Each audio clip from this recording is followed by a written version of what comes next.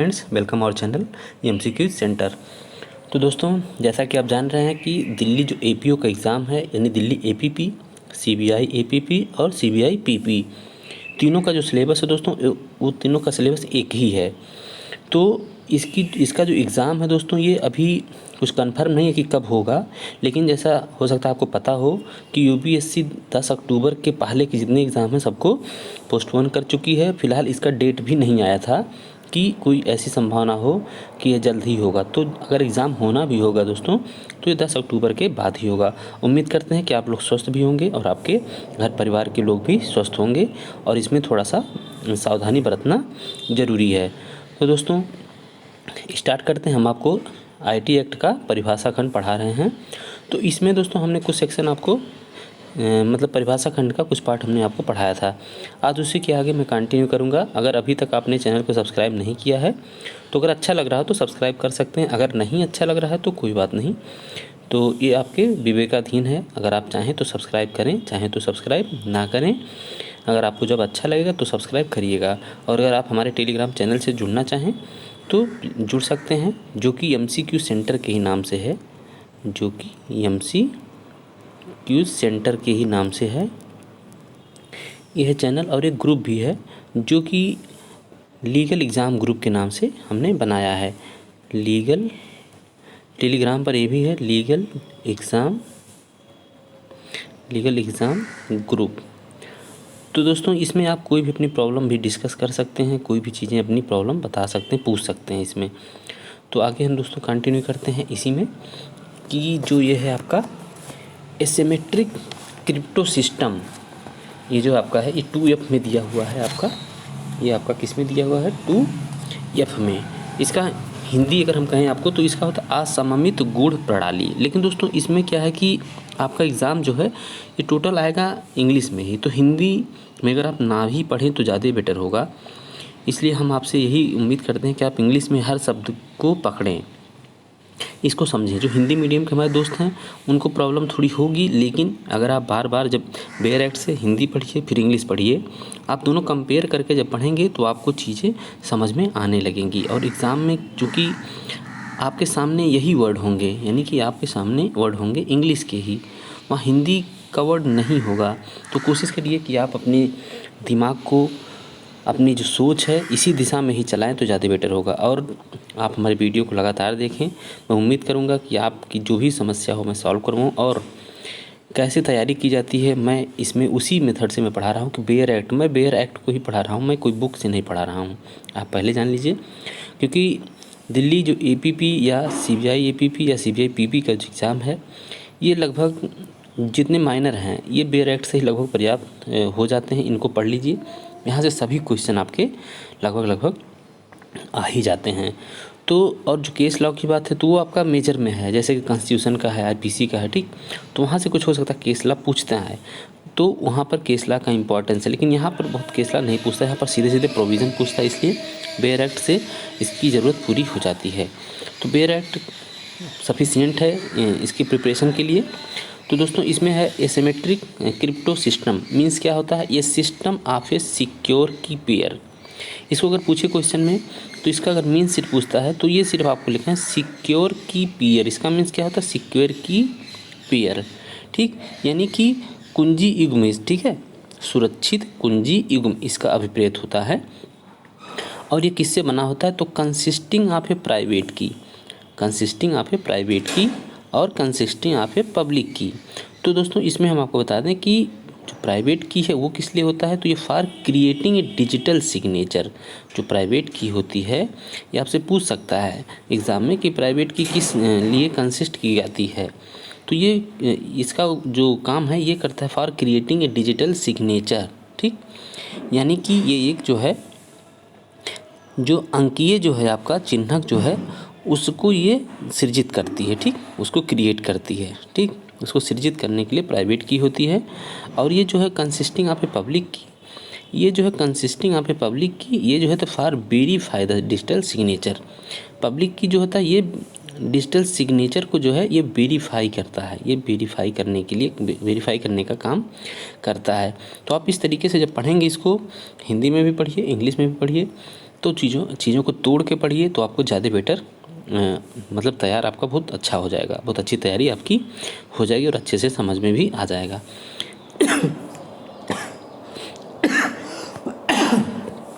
Sorry. Next है दोस्तों, इसमें आपका है सर्टिफाइंग अथॉरिटी। ठीक, सर्टिफाइंग अथॉरिटी जो है ये है आपका 2G में। ठीक, ये जो है डिफिनीशन आपका ये है 2G यानी section 2 clause G।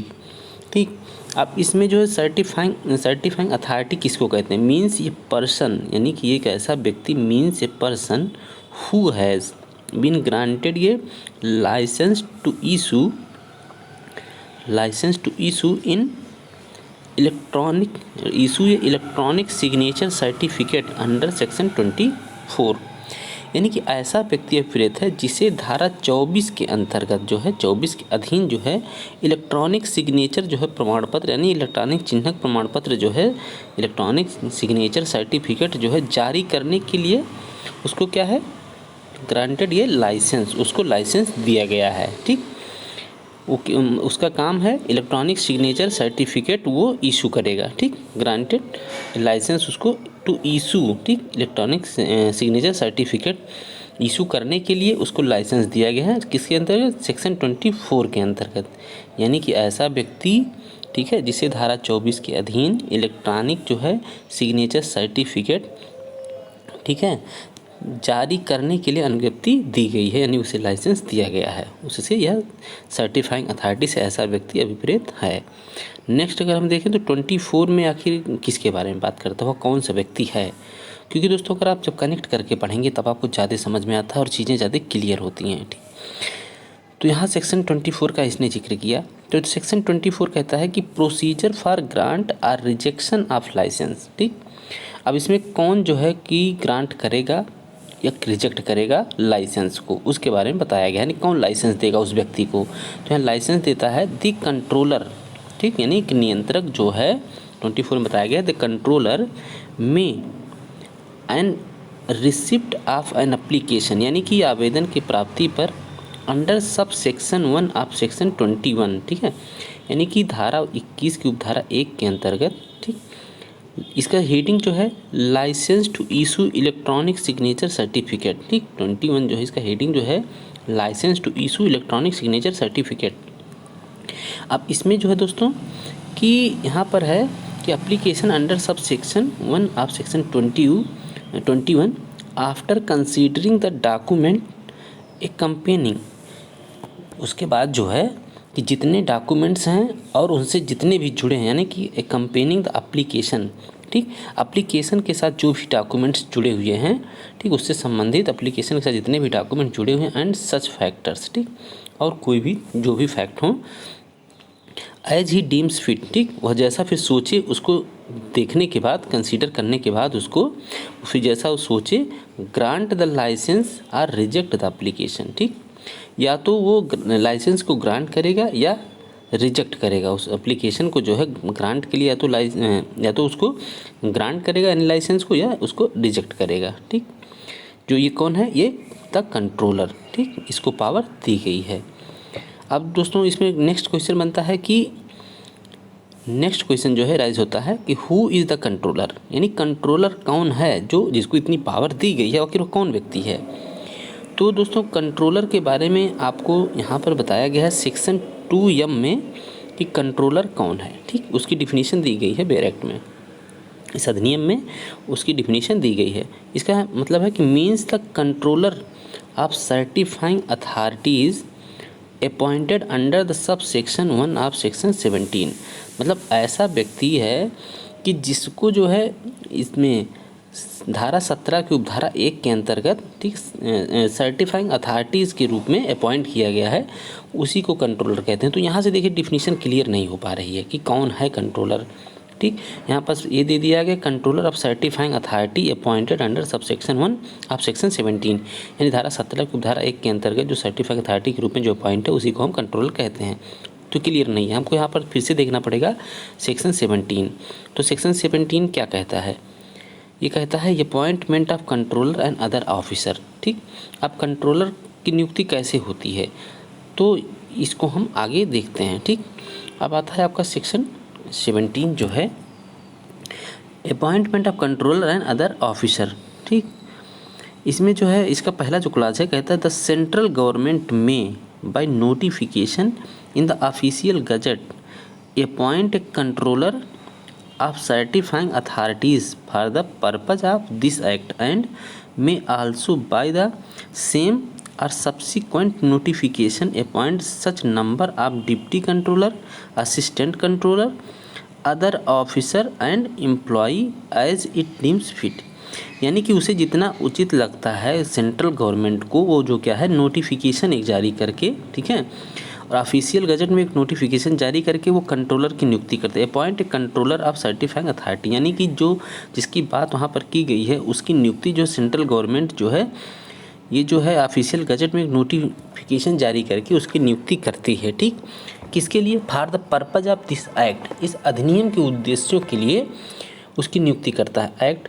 And may also by the same or subsequent, या तो उसी प्रक्रिया उसी के द्वारा यानी कि उसी नोटिफिकेशन के द्वारा और सब्सिक्वेंट या उसके बाद, ठीक, उसके बाद notification appoint such number of deputy controller, या तो उसी नोटिफिकेशन के द्वारा या उसके बाद कोई और नया नोटिफिकेशन जारी करके सेंट्रल गवर्नमेंट क्या करेगी? Appoint such number of deputy controller. ठीक, इस प्रकार कुछ डिप्टी कंट्रोलर को नियुक्त करेगी और असिस्टेंट कंट्रोलर को भी सेंट्रल गवर्नमेंट ही नियुक्त करती है। And other officer and employee, और कुछ ऑफिसर और employ as it deem fit, जितना उसको नियुक्त करना उचित लगे उतना वह करती है। कैसे? By notification. ठीक, आगे जो है इसी का दूसरा क्लास क्या कहता है? The controller shall discharge his function under this act subject to the general control and direction of central government. अब इसमें तो कहता है कि जो कंट्रोलर है शैल डिस्चार्ज, ठीक, हिज फंक्शन, वह अपने कार्यों का निर्वहन जो है दोस्तों अंडर दिस एक्ट, इस अधिनियम के अधीन अपने कार्यों का निर्वहन जो है किसके? Subject to the general control and direction of central government. हमने यहाँ शार्ट में लिख दिया है सीजी सेंट्रल गवर्नमेंट। तो उसके जो है दोस्तों निर्देशों और उपबंधों जो इस के अधीन रहते हुए जो है ये जो है आपका कंट्रोलर जो है ये अपने जो कार्यों का निर्वहन करेगा। ठीक, नेक्स्ट है the deputy controller and assistant controller shall perform the function assign to them by the controller under the general superintendence and control of the controller. लेकिन दोस्तों जैसे कि आपने देखा कि जो कंट्रोलर है वह सेंट्रल गवर्नमेंट के अंतर्गत उसके अंडर में रह करके, ठीक है, उसके निर्देशों के अधीन रह के, ठीक है, सामान्य जो उसके नियंत्रण, उसके जनरल नियंत्रण, सामान्य नियंत्रण और डायरेक्शन उसके निर्देशों के अधीन रहते हुए वह अपने कार्यों का जो होता है निर्वहन करता है। लेकिन यहीं पर जब देखेंगे कि डिप्टी जो है कंट्रोलर और असिस्टेंट कंट्रोलर जो है सेल्फ परफॉर्म, ये जो होता है अपना काम जो करेंगे सेल्फ परफॉर्म द फंक्शन, वो अपने कार्यों का जो मतलब अप्लाई करने माने कि एग्जीक्यूट करेंगे, जो परफॉर्म करेंगे कार्य को, ये साइन टू देम जो उन्हें दिया गया है बाय द कंट्रोलर, जो कि कंट्रोलर द्वारा उन्हें दिया गया है under the general superintendence and control of the controller. तो वह उसके निरीक्षण यानी कि उसके और नियंत्रण और निरीक्षण के अधीन ही रह के वो कार्य करेंगे, डिप्टी कंट्रोलर और असिस्टेंट कंट्रोलर। तो ये चीज़ भी आप ध्यान रखिएगा। अब इसमें दोस्तों 3 खंड और दिया है, सेक्शन इसमें 4, 5 और 6 क्लास दिया है, इसको आप देख लीजिए। यहाँ हमको इतना इंपॉर्टेंट लगा, इसको जब मैं सेक्शन पढ़ाऊँगा उसके साथ में इसको पूरा डिटेल में आपको पढ़ाऊँगा। जितना यह महत्वपूर्ण था हमने आपको उतना यहाँ पर बता दिया है। नेक्स्ट है दोस्तों 2H, तो इसमें सर्टिफिकेशन प्रैक्टिस स्टेटमेंट। ठीक, सर्टिफिकेशन प्रैक्टिस स्टेटमेंट ये बहुत ज़्यादा कोई इम्पॉर्टेंट नहीं है, इसलिए मैंने इसको डिटेल नहीं किया, आप इसको बेरेक्ट से पढ़ सकते हैं। ठीक, इसको आप बेरेक्ट से देख लीजिएगा। ठीक, उसके बाद आता है HA आता है। तो ये जो है आपका जो HA है, आपका HA जो है ये बात करता है कम्युनिकेशन डिवाइस की। तो कम्युनिकेशन डिवाइस क्या है, यानी संचार युक्ति क्या है, संचार जो है संचार युक्ति, कम्युनिकेशन डिवाइस क्या है, मीन्स क्या है, communication device means cell phone. ठीक, ये है यहाँ पर सेल फोन, ये लिखा हुआ cell phone, personal digital assistance or combination of both or any other device, यानी कि सेल फोन जो है वो भी कम्युनिकेशन डिवाइस है। पर्सनल डिजिटल असिस्टेंट कोई भी जो आपका व्यक्तिगत जो है इलेक्ट्रॉनिक जो कोई भी सहायक चीज़ है वो भी आपका कम्युनिकेशन डिवाइस है। और कम्बिनेशन ऑफ बोथ, या दोनों का संयोजन जो है इसका और इसका, या दोनों का संयोजन जो है सेलफोन और पर्सनल डिजिटल असिस्टेंट का, दोनों का संयोजन जो है वो भी आपका कम्युनिकेशन डिवाइस ही माना जाता है।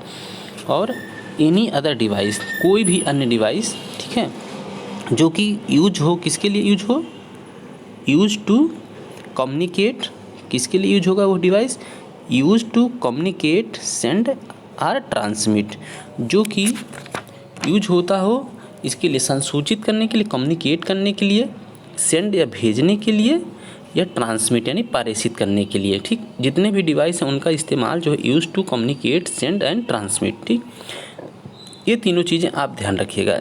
और कोई भी ऐसा डिवाइस जो तीनों काम नहीं करता है, इन तीनों में से कोई काम नहीं करता है, उसको हम कम्युनिकेशन डिवाइस नहीं कह सकते हैं। इस चीज़ को ध्यान रखिएगा। और ये क्या भेजता है भाई, ये तो तीनों यूज होता है इन कम्युनिकेट करने के लिए, सेंड करने के लिए, ट्रांसमिट करने के लिए। ये क्या क्या भेजता है इनके थ्रू जो है, ये तो तीनों हो गया आपका कि या तो कम्युनिकेट संसूचित करेगा, भेजेगा या पारेषित करेगा। क्या, any text, video, audio, image, यानी कि वो भेजता क्या है, इन तीनों स्रोतों के माध्यम से ये जो तीनों कम्युनिकेट, सेंड एंड ट्रांसमिट के थ्रू ये भेजता है। टेक्स्ट या तो भेजेगा, या तो वीडियो भेजेगा, या तो ऑडियो भेजेगा, या इमेज भेजेगा कोई। ठीक, तो वो जो है ये जो आपका था कम्युनिकेशन डिवाइस जो है उसके माध्यम से ये चीज़ें भेजी जाती हैं। ठीक, या तो कम्युनिकेट की जाती हैं, सेंड किए जाते हैं, ट्रांसमिट किए जाते हैं। क्या क्या, text, video, audio and image. ठीक, और हमने आपको बताया कि कम्युनिकेशन डिवाइस के बारे में बताया, सेल फोन इसके अंतर्गत आता है, personal digital assistance, combination of both and any other device. ठीक, नेक्स्ट जो डिफिनीशन है वो आपका 2I है। कौन सा है, 2I। कंप्यूटर, कंप्यूटर किसे कहते हैं। देखिए आपने कंप्यूटर का मैंने बहुत कुछ सुन रखा होगा, लेकिन इसकी जो एग्जैक्ट जो डिफिनीशन है उसके बारे में शायद आप नहीं जानते होंगे कि आखिर हम कंप्यूटर कहते किसे हैं। तो इसमें दोस्तों मीन्स जो है एनी इलेक्ट्रॉनिक, मैग्नेटिक, ऑप्टिकल और other high speed data processing device और सिस्टम, ये जितनी भी चीज़ें हैं इनको हम कहते हैं कंप्यूटर। व्हिच परफॉर्म, ठीक, जो कि कार्य करती हैं। कैसे कार्य करती हैं, या तो ये कार्य करती हैं लॉजिकल, अर्थमेटिक, मेमोरी फंक्शन। ठीक है, ये जो है तर्कसंगत, अंकगणितीय और स्मृति फलन के रूप में कार्य करती हैं। कुछ परफॉर्म जो है ये लॉजिकल, अर्थमेटिक और मेमोरी फंक्शन के रूप में, यानी कि स्मृति फलन के रूप में कार्य करते हैं ये जो कंप्यूटर होता है। ठीक, ये इसी रूप में कार्य करते हैं, इसको याद रखिएगा, और किसी रूप में ये कार्य नहीं करते हैं।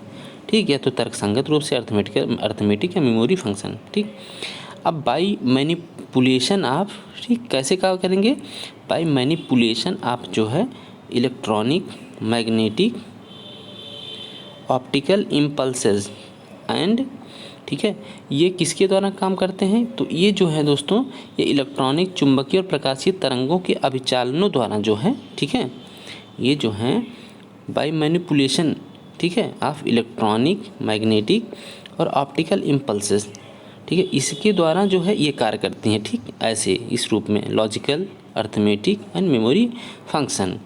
इसके अंतर्गत और क्या क्या है, includes all input, output, processing, ठीक, processing, storage, computer software, communication facilities. ठीक, इसके अंतर्गत ये सब भी चीज़ें आती हैं। ठीक, which are connected or related to the computer in a computer system or computer network। ठीक है, जो कि किसी कंप्यूटर प्रणाली या कंप्यूटर नेटवर्क में कंप्यूटर से संयोजित या संबंधित होती हैं। ठीक है, ये क्या होती हैं भाई, ये जितनी भी चीज़ें हैं वो किसी न किसी कंप्यूटर से या कंप्यूटर सिस्टम या कंप्यूटर नेटवर्क से जो होती हैं, व्हिच आर कनेक्टेड, उससे जुड़ी हुई होती हैं। ठीक है, उससे संबंधित जुड़ी हुई होती हैं या उससे संबंधित होती हैं, रिलेटेड या, ठीक है, कनेक्टेड। अब अगला जो आता है, आपने यहाँ देखा कि कंप्यूटर क्या है। ठीक, तो कंप्यूटर दोस्तों इलेक्ट्रॉनिक फार्म में होता है एनी इलेक्ट्रॉनिक, मैग्नेटिक, ऑप्टिकल और other high speed data processing device और सिस्टम। ये जितने भी चीज़ें हैं इलेक्ट्रॉनिक, या तो वो इलेक्ट्रॉनिक फार्म में होगा या मैग्नेटिक फार्म में होगा या ऑप्टिकल या other high speed data processing device और सिस्टम। तो ये नहीं है कि दोस्तों जो भी इस रूप में कार्य करते हैं उनको ही हम कंप्यूटर कह सकते हैं। ये नहीं कि कंप्यूटर मतलब कि एक डब्बा ही होता है, ये गलत डेफिनेशन, इसको आप दिमाग से निकाल दीजिए। तो जो भी इतने तरीके से कुछ परफॉर्म, जो भी इस तरीके से लॉजिकल, अर्थमेटिक, ठीक, मेमोरी, फंक्शनल, जो भी इस तरीके से अपने कार्य को करते हैं by manipulation of electronic, magnetic, optical impulses, ठीक, includes all input, output, processing, storage, computer software, communication facilities, ठीक, जो भी इस तरीके से कार्य करते हैं वो सब कहीं ना कहीं कंप्यूटर की कैटेगरी में आते हैं, उनको कंप्यूटर माना जाता है। नेक्स्ट है 2J, computer network. Computer network किसे कहते हैं, ठीक, ये भी काफ़ी इम्पॉर्टेंट है। Means the inter connection of one और मोर कंप्यूटर्स और कंप्यूटर सिस्टम और कम्युनिकेशन डिवाइस। अब इसका मतलब जो होता है कि इंटर कनेक्शन आप चाहे एक से हो, किसी कंप्यूटर नेटवर्क मतलब means the inter connection of one और मोर कंप्यूटर और कंप्यूटर सिस्टम और कम्युनिकेशन डिवाइस। या तो वह किसी, ठीक है, एक कंप्यूटर से जुड़ा हो, ठीक है, या तो वह किसी एक कंप्यूटर से जुड़ा हुआ हो या एक से अधिक से जुड़ा हुआ या कंप्यूटर सिस्टम से जुड़ा हुआ हो, ठीक, या कम्युनिकेशन डिवाइस से किसी से जुड़ा हुआ हो, तो उसी को हम कंप्यूटर नेटवर्क कहते हैं। थ्रू किसके थ्रू ये जुड़ता है, ये किसके थ्रू जुड़ता है, इन जितनी चीज़ें हैं ये इनसे ये किसके थ्रू जुड़ता है, ये जुड़ता है the use of satellite, microwave, use of satellite, microwave, ठीक है, टेरेस्ट्रियल लाइन यानी भौमिक जो है, ठीक है, भौमिक लाइन या वायर या वायरलेस या अदर कम्युनिकेशन मीडिया या किसी अन्य कम्युनिकेशन मीडिया से या ऊपर हमने जिनसे बताया उनसे या जुड़ता है, ठीक है, किससे, या तो एक कंप्यूटर से या अधिक कंप्यूटरों से या कंप्यूटर प्रणाली यानी कंप्यूटर सिस्टम से या किसी भी कम्युनिकेशन डिवाइस यानी संचार युक्ति से, ठीक है, जिससे अंतर संबंध स्थापित करता है, जिससे जुड़ता है। अब इसमें दोस्तों जो है कि और इसका जो है टर्मिनल और कॉम्प्लेक्स, और किस रूप में जुड़ सकता है, ये जुड़ता है टर्मिनल या कॉम्प्लेक्स रूप में, यानी कि कंसिस्टिंग ऑफ टू और मोर इंटरकनेक्टेड कंप्यूटर्स और communication device whether or not the interconnection is, ठीक है, कंटिन्यूअसली मेंटेन्ड, ठीक, यानी कि ये जो है दो या अधिक अंतर संबंध कंप्यूटरों या संसूचना युक्ति से मिलकर बने टर्मिनलों या किसी कॉम्प्लेक्स चाहे अंतर संबंध निरंतर रखा जाता है या नहीं। यानी कि जो है ये किससे होता है, जो टर्मिनल्स एंड कॉम्प्लेक्स, ठीक, कंसिस्टिंग ऑफ टू और मोर इंटरकनेक्टेड कंप्यूटर्स और कम्युनिकेशन डिवाइस, यह इनसे जुड़ा होता है। वेदर आर नॉट, चाहे क्या है, चाहे whether or not the interconnection is continuously maintain, चाहे जो उनका अंतर संबंध व निरंतर मतलब जारी रहता है या नहीं जारी रहता है, ठीक। आगे दोस्तों इसमें आपका 2K में जो कंप्यूटर रिसोर्सेज किसे कहते हैं, ठीक, कंप्यूटर रिसोर्स जो है किसे कहते हैं, मीन्स जो है आपका computer system, computer network, data, computer database, software, ठीक, इतने जो है आपके कंप्यूटर रिसोर्सेज कहलाते हैं। कंप्यूटर इसके अंतर्गत आता है, कंप्यूटर सिस्टम आता है, कंप्यूटर नेटवर्क आता है, डेटा आता है, कंप्यूटर डेटाबेस आता है, सॉफ्टवेयर, इतना सब जो है आपका कंप्यूटर रिसोर्सेज में आता है। आप इसको याद ज़रूर कर लें क्योंकि इसको एग्ज़ाम में पक्का पूछ सकता है कि कंप्यूटर रिसोर्सेज में क्या आता है। तो बहुत आसान है, कंप्यूटर आप जानते हैं कि सबसे पहले तो कंप्यूटर, फिर कंप्यूटर सिस्टम आता है, ठीक, उसके बाद उसको चलाने के लिए आता है कंप्यूटर नेटवर्क की ज़रूरत होती है। अब नेटवर्क जो है तो डेटा इधर उधर आपका ट्रांसफ़र होता है, आदान प्रदान होता है, तो डेटा को भी इसमें कनेक्ट करें, मतलब जोड़ लीजिए। अब कंप्यूटर डेटाबेस, ठीक, कंप्यूटर डेटाबेस, उसके बाद क्या है, सॉफ्टवेयर। सबको पता है कि बिना सॉफ्टवेयर की चीज़ें नहीं चलती हैं, तो इतनी चीज़ें कंप्यूटर रिसोर्सेज में आती हैं। अगला जो है दोस्तों आपका कंप्यूटर सिस्टम। अब कंप्यूटर सिस्टम मीन्स क्या है, 2L में इसको डिफाइन किया गया है। कितने में, 2L में कंप्यूटर सिस्टम को मीन्स क्या है, ये डिवाइस और कलेक्शन ऑफ डिवाइस, यानी कंप्यूटर सिस्टम मतलब क्या होता है, या तो कोई एक युक्ति जो है या युक्तियों का संयोजन, ठीक, या तो युक्ति है या तो युक्तियों का संयोजन, ठीक, including input and output support device. इसमें जो है, इसके अंतर्गत जो है उनको भी सम्मिलित करता है। Input and output support devices भी इसके अंतर्गत मतलब इनके सम्मिलित माने जाते हैं। इसमें कंप्यूटर सिस्टम में which content computer programs, electronic instruction, input data and output data, ठीक, जो कि अपने इसमें रखते हैं, क्या क्या रखते हैं, व्हिच कंटेंट क्या रख लेते हैं, जो सम्मिलित करते हैं अपने में, कंप्यूटर प्रोग्राम को रखते हैं, इलेक्ट्रॉनिक इंस्ट्रक्शन को रखते हैं, input data and output data को उसमें सम्मिलित करते हैं या अपने उसमें रखते हैं, ठीक। ये जो आपका डिवाइस है दैट परफॉर्म, कैसे परफॉर्म करते हैं, जो आपके कंप्यूटर जो सिस्टम है कैसे परफॉर्म करते हैं, logic, arithmetic, data storage and retrieval, ठीक, retrieval, communication, control and other function, ठीक। ये आपका अंकगणितीय, ठीक, तर्कसंगत, अंकगणितीय, ठीक, और जो है आपका ये है अंकगणित जो है आपका, इसके थ्रू आप ये काम करता है, ठीक है। तो हमने आपको इसमें जो बताया कि ये काम करेगा आपका लॉजिक के आधार पे, that perform logic, arithmetic, data storage and retrieval जो है retrieval, communication, control and other function, but excluding calculator. ये जो है इनके थ्रू तो काम करता है, इनको सम्मिलित करके हुए, ठीक है। लेकिन इसमें जो है दोस्तों आप याद रखिएगा एक चीज़ सम्मिलित नहीं है, बट एक्सक्लूडिंग, यानी कि इसको निकाल दिया, किसको, कैलकुलेटर को जो है कंप्यूटर सिस्टम नहीं माना जाता है। आप याद रखिएगा, हमेशा पूछ सकता है कि किसको कंप्यूटर सिस्टम नहीं माना जाए, तो कैलकुलेटर को। Which are not programmable and capable of being used in conjunction which external files, ठीक है, जो कि दोस्तों इस रूप में जो आपका है व्हिच आर नॉट प्रोग्रामेबल, ठीक है, जो क्रमादेश नहीं और जो बाह्य फाइलों के साथ संयोजन में उपयोग में नहीं आ सकते, ऐसी युक्ति या युक्तियों का संग्रह अभिप्रेत है, ठीक है।